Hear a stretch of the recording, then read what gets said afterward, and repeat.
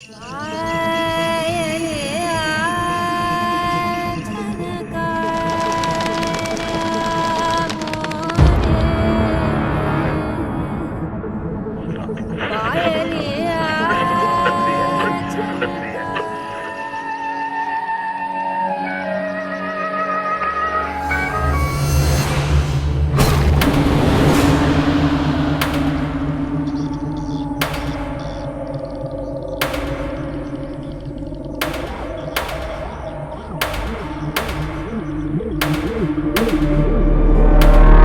कहानी 90 के दशक की है, जब बिहार की गलियों में बच्चों के खेलने की आवाज नहीं बल्कि गोलियों की गड़गड़ाहट गूंजती थी।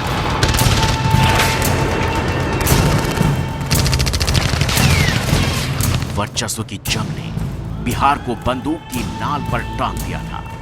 बिहार के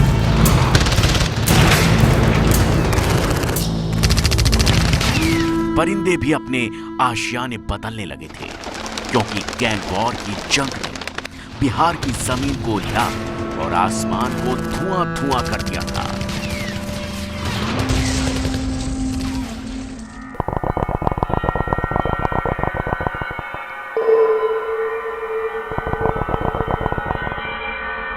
कहाँ गया था? बाहर गया था, काम पे गया था किसी। गाड़ी तेरे बाप की नहीं है?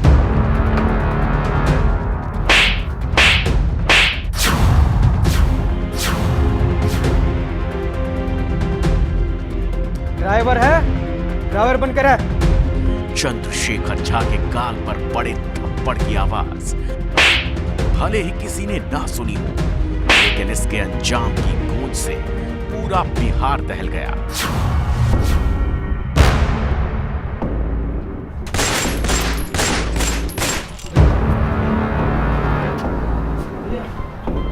कुछ याद आया? कुछ याद आया? ये कहानी बिहार के एक ऐसे डॉन की है जिसने बिहार को बारूदी बना दिया।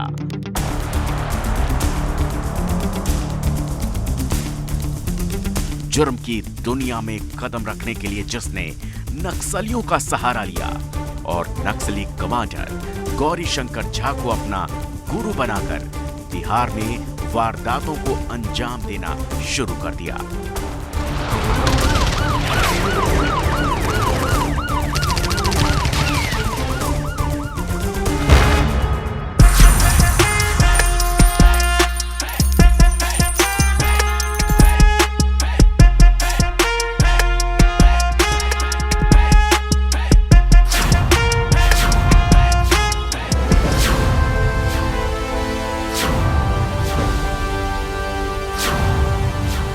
ये वो दौर था जब नक्सली कमांडर गौरीशंकर का बिहार में वर्चस्व था। उसके नाम से सन्नाटे भी कांपते थे।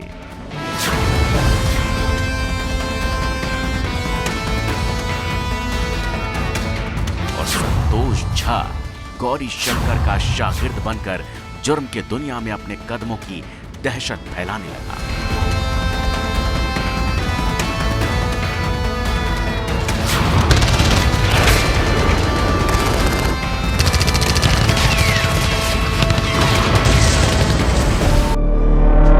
हेलो हेलो, जी भाई साहब। पैसा भेज, अन्य बच्चे को वापस नहीं पाएगा। जीवन से बड़ी कोई चीज नहीं होती। तो फिर कमा लेगा, बच्चा कहाँ से लेकर आएगा? 10 लाख रुपए का इंतजाम कर, वरना आसमान में उड़ा दूंगा।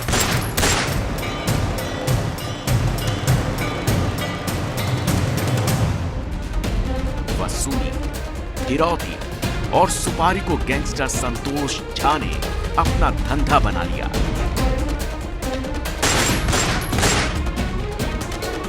गौरीशंकर के नाम पर संतोष झा उगाही करने लगा। डॉन संतोष झा की आंखों से कानून का खौफ मर चुका था। उसने अपना अलग कानून बना रखा था, जो पैसा नहीं देगा उसे मार दिया जाएगा।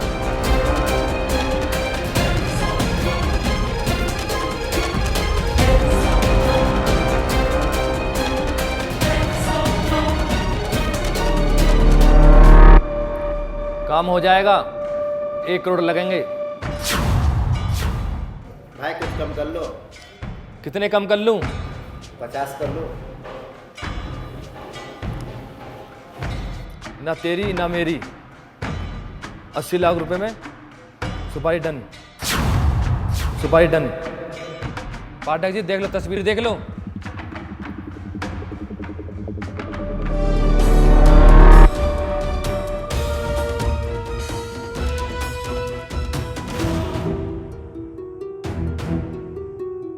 नक्सल कमांडर गौरीशंकर के नाम का फायदा उठाकर धीरे धीरे संतोष झा का भी इलाके में दबदबा पैदा हो गया। वसूली के पैसों ने संतोष झा को आसमान पर बिठा दिया और संतोष झा की नीयत खराब हो गई।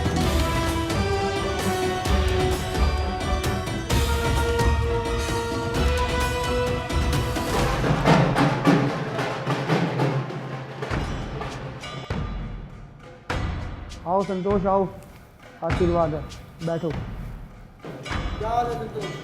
बस गुरुजी बढ़िया, आपका आशीर्वाद है। इस महीने का हिसाब नहीं आया अभी तक। काम धंधा गुरुजी, मार्केट से पैसा नहीं आ रहा। मेरे नाम की वसूली कर रहे हो, मुझे बेवकूफ़ बना रहे हो। कोई नहीं संतोष, देख लूंगा।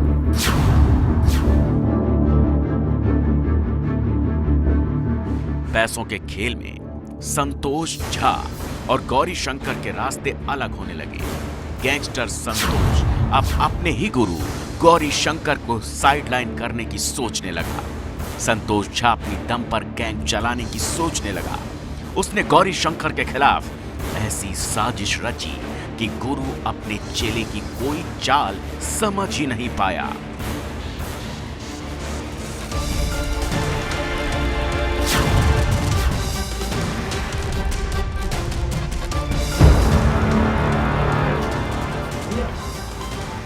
याद आया?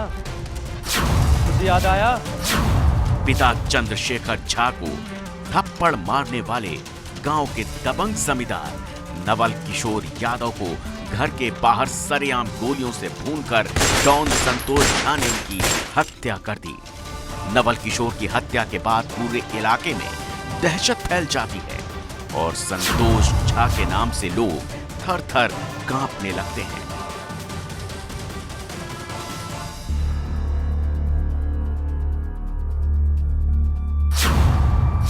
साल 2010 का बिहार में विधानसभा चुनाव का बिगुल बज जाता है, लेकिन इसी दौरान संतोष झा एक ऐसी वारदात को अंजाम देता है जिससे पूरा बिहार हिल जाता है।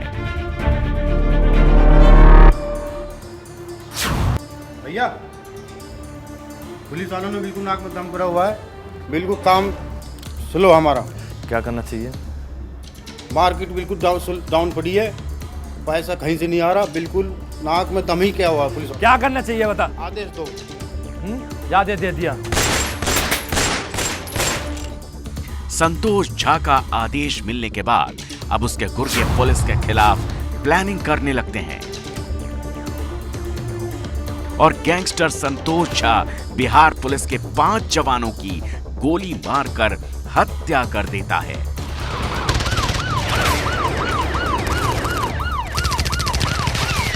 पांच पुलिस वालों की हत्या से पूरे सूबे में हाहाकार मच जाता है। प्रशासन से लेकर शासन तक हड़कंप मच जाता है।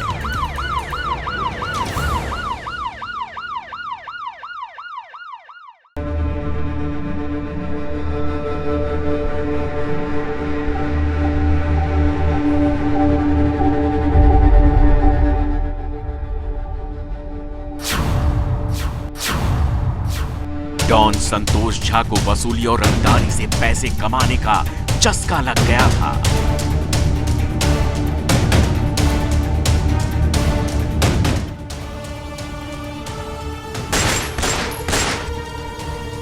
और वो ये पैसा अब किसी को भी नहीं देना चाहता था और संतोष कुमार ने अपने ही गुरु की हत्या की प्लानिंग शुरू कर दी।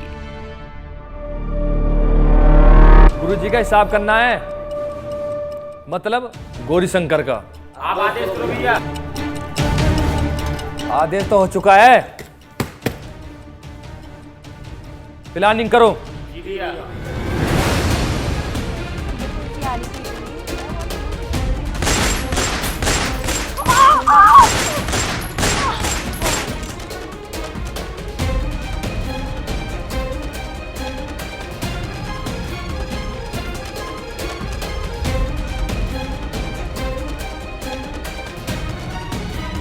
गौरी शंकर और उसकी पत्नी को मार डाला।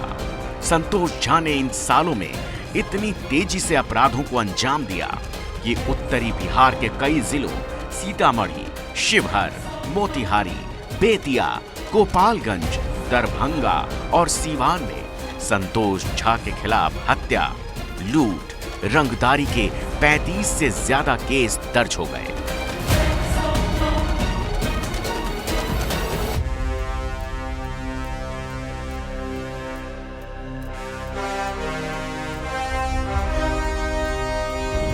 नक्सली कमांडर गौरी शंकर की हत्या करने के बाद जुर्म के दुनिया में संतोष झा का कद बढ़ने लगा।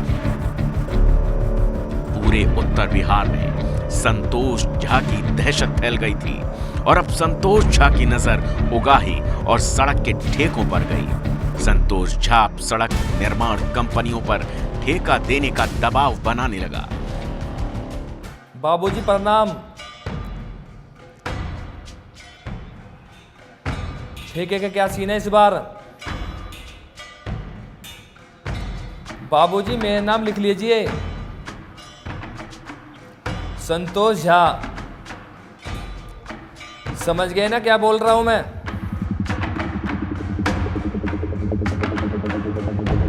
संतोष झा के नाम से कंस्ट्रक्शन कंपनियां कांपने लगी थीं। किसी की हिम्मत नहीं होती कि संतोष झा को किसी भी काम के लिए मना कर दे, काम चाहे कानूनी हो या गैर कानूनी।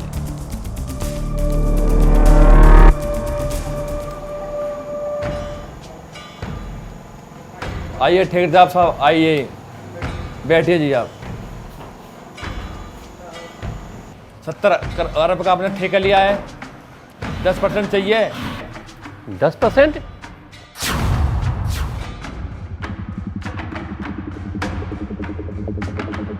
बहुत ज़्यादा है भाई, सही लगाओ। आपको देना ही पड़ेगा। नहीं, आई डोंट नो। देने पड़ेंगे आपको। क्यों? 70 अरब का ठेका लिया ना, इसलिए देने पड़ेंगे। मुझे मालूम है इतना मार्जिन नहीं है जो आप सोच रहे हैं। तो आपने ठेका कैसे ले लिया फिर? इसका ये मतलब कि मुझे आप पसंद डिस्टर्ब करो। आप, हम मना नहीं कर रहे हैं आपको, लेकिन एक्सेप्ट कीजिए कुछ सही हिसाब से। मैं नहीं जानता इस चीज़ के बारे में। आप जाइए, हम अपने आप देख लेंगे।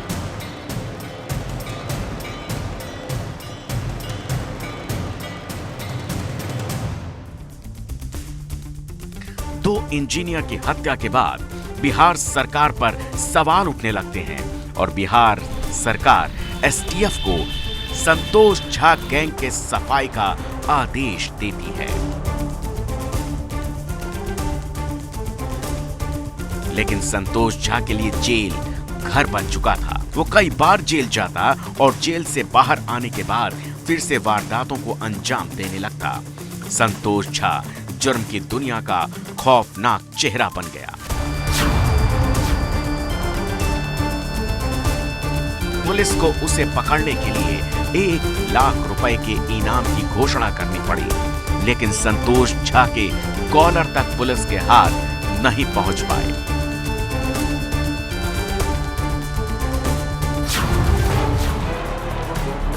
सीतामढ़ी पुलिस के संतोष झा को टॉप 10 गैंगस्टर की सूची में नंबर 1 घोषित कर दिया।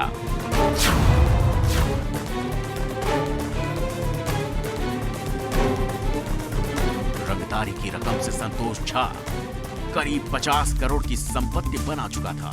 जमशेदपुर, रांची, कोलकाता में कई फ्लैट बनाए, उड़ीसा में आलीशान होटल खरीदे। पुलिस के मुताबिक काठमांडू में भी प्रॉपर्टी बना रखी थी। 2 इंजीनियर की हत्या के बाद ठेकेदारों में गुस्सा था और ठेकेदारों ने संतोष झा के खिलाफ प्लानिंग रचनी शुरू कर दी और वक्त का पहिया ऐसा घूमा कि एक बार गुरु और चेला फिर सामने आ गए।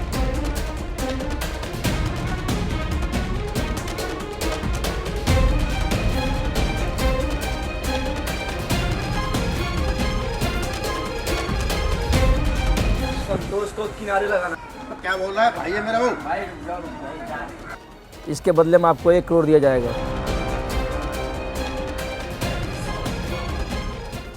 पर शर्त है मेरी एक, बताओ। ये बात तेरी और मेरे बीच रहनी चाहिए। ठीक है, काम होने के बाद पैसे पहुँचा दियो। पहुंचा देंगे।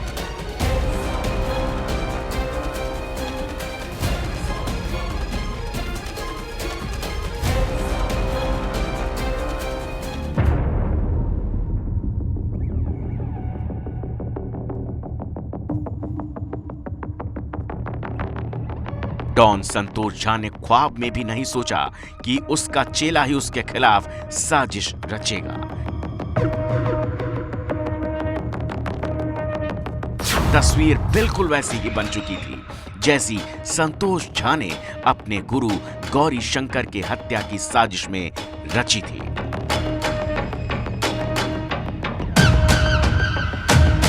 संतोष झा के गुर्गे मुकेश पाठक ने संतोष की हत्या की प्लानिंग बेहद ही शातिराना ढंग से रची ताकि गैंगस्टर संतोष झा की हत्या में उसका नाम न आए, और इसके लिए उसने जो प्लानिंग की उससे पुलिस का दिमाग ही घूम गया। अभी तुम्हें एक काम करना है। बताओ क्या करना है। बताओ भैया। संतोष झा को ठिकाने लगाना है। ठीक है, हो जाएगा। वो आएगा अपनी पेशी पे, तुम ऊपर, तुम दोनों वहाँ, तू सामने और तुम पीछे। जैसे ही मौका मिले अटैक कर दो। हो जाएगा। तुम कहोगे जैसे हो जाएगा। सांप मर जाए लाठी न टूटे, ऐसा काम होना।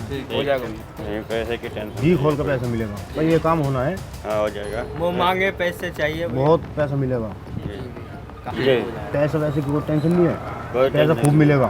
जी पर नाम किसी खुलने नहीं चाहिए। किसी का नहीं छोटा मोटा आदमी नहीं है संतोष झा, ठीक है। नामी गिरामी बदमाश है। ठीक है भैया। अगर मिस्टेक हुई तो फिर हम खुद गए सारे। संतोष की हत्या करने के लिए मुकेश पाठक नाबालिग लड़कों का सहारा लेता है। उन्हें पैसों का लालच देकर डॉन संतोष झा की हत्या कराने के लिए राजी करता है।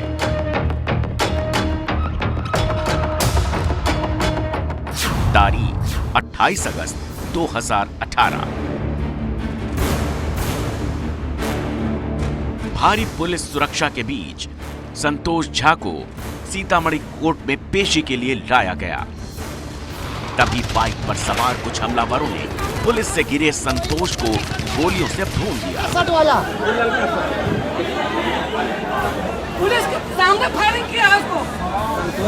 उत्तर बिहार के खौफ का दूसरा नाम बन चुका गैंगस्टर संतोष झा जमीन पर गिर पड़ा और मौके पर ही उसकी मौत हो गई। कौन है? किनको कौन है? संतोष झा। संतोष झा नहीं बुझा था। गैंगस्टर संतोष झा की हत्या ने बिहार के जहन में गौरी शंकर की हत्या की याद दिला दी। जिस तरह डॉन संतोष झा ने अपने गुरु गौरी शंकर की हत्या की, बिल्कुल ठीक उसी तरह संतोष झा के चेले मुकेश पाठक ने उसकी हत्या करवा दी। कौन है? किनको कौन है? संतोष झा।